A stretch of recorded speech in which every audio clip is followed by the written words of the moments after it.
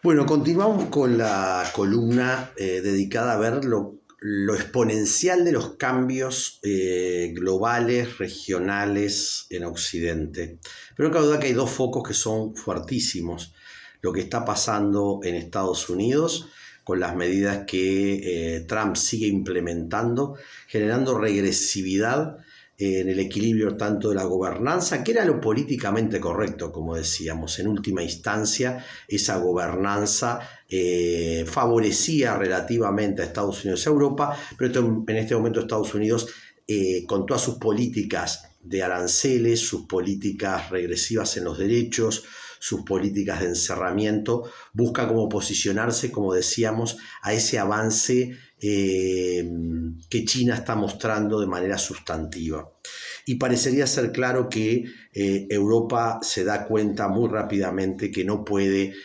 mantener el mismo vínculo, la misma relación, y se está resquebrajando y reformulando entonces la relación. De hecho, bueno, cuando el presidente de Irlanda, el primer ministro, va a visitar por el día de San Patricio al presidente de Estados Unidos, le enfrenta el hecho que se está quedando con las farmacéuticas y que por tanto debe tomar una actitud distinta, y él toma la distancia de decir de que había condenado lo que o discrepaba con lo que la Unión Europea decía. Por tanto, está habiendo una reformulación como muy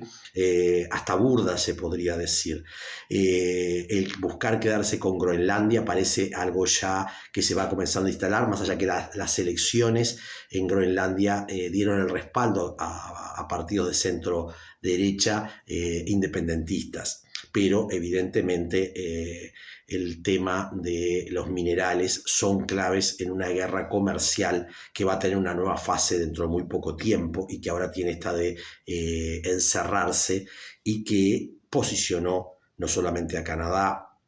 a México, a la Unión Europea, sobre todo a China. El Mercosur tiene la oportunidad con la Unión Europea de encontrar un puente, pero esto depende de una cantidad de factores. Queda claro que se sigue agudizando una realidad que no aparenta tener en el corto plazo otra tendencia, puesto que lo que algunos presuponen que las acciones de Trump que defondan eso políticamente correcto, generaría una reacción que evidentemente no lo está mostrando, porque está apoyado en los sectores que representa, en eso que habíamos dicho, de una condición de sectores excluidos o vulnerabilizados o con poca capacidad de identidad, ¿sí? Bien. Por otro lado, y la tragedia de lo que está sucediendo en Argentina, en esa represión descomunal que generó la policía al mando con Bullrich y un gobierno de Milei que evidentemente ha comenzado en una carrera de autoritarismo y represión sustantiva o de manera muy clara, que va mostrando en definitiva que la democracia está siendo caducada de manera clara en Argentina, con atentar contra las movilizaciones de los jubilados, en reprimir a periodistas y camarógrafos. Bien, pero lo que es la punta del iceberg parece ser con claridad esta cuestión que va dando pasos agigantados al deterioro institucional, a la violación a los derechos humanos. Tanto lo que pasa a nivel de Estados Unidos, o lo que pasa en el caso de Argentina o la Unión Europea, para algunos es como el eterno retorno, ¿no? Y entonces en esto de la filosofía de la historia,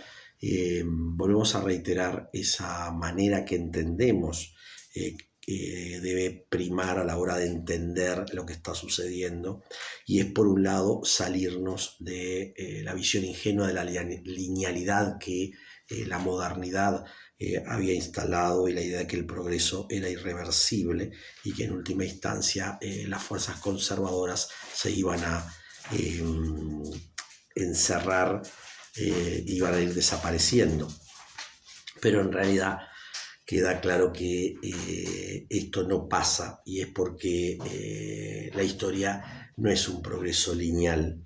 pero tampoco esto del eterno retorno, como hemos dicho, puesto que las formas tienen mucho en común con los fascismos y las regresiones de la década del 30 del siglo XX, pero tienen otras características que ya vimos, que es esto del tecnofeudalismo, una tecnología que destruye al Estado ya y lo pone en función de esa acumulación desigual. Entonces, creemos que en esta columna de filosofía y política es muy oportuno hablar de esto de la espiral ascendente de la historia, donde los sectores que buscan de alguna manera mecanismos para generar condiciones de alternativas a lo que está sucediendo, están en un recodo, si se quiere, descendente, que aún no ha encontrado su piso, y esto es lo trágico en lo que vemos en Medio Oriente, en lo que vemos en África, en lo que vemos en Argentina, en la desigualdad constante en América Latina, en la regresividad de Estados Unidos o la caída de una Europa que no tiene unidad. Por tanto, la resistencia no puede ser pensada como preservar solamente conquistas, que ese es un nivel, pero hay que discernir entre qué son conquistas de derechos y qué son formas institucionales que beneficiaban más o menos a determinados sectores, pero que no daban cuenta de la totalidad en la que se desarrollan las sociedades, y que hoy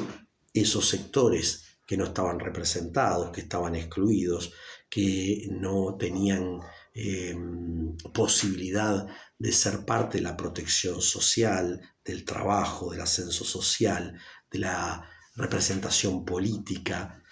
son los que están respaldando ese autoritarismo emergente que se sigue reproduciendo de manera brutal en Argentina, en Estados Unidos y en otros lugares. Por tanto, seguir pensando esto es muy importante. Los convoco para el lunes 17 a las 10 de la mañana, que miren en YouTube de la UDELAR un panel que hacemos en el marco de mi clase de Ideas Jurídico-Políticas del Moderno sobre el cambio de época, donde distintos docentes e investigadores compartiremos para los estudiantes de grado. Por tanto, es un análisis más general de lo que está sucediendo.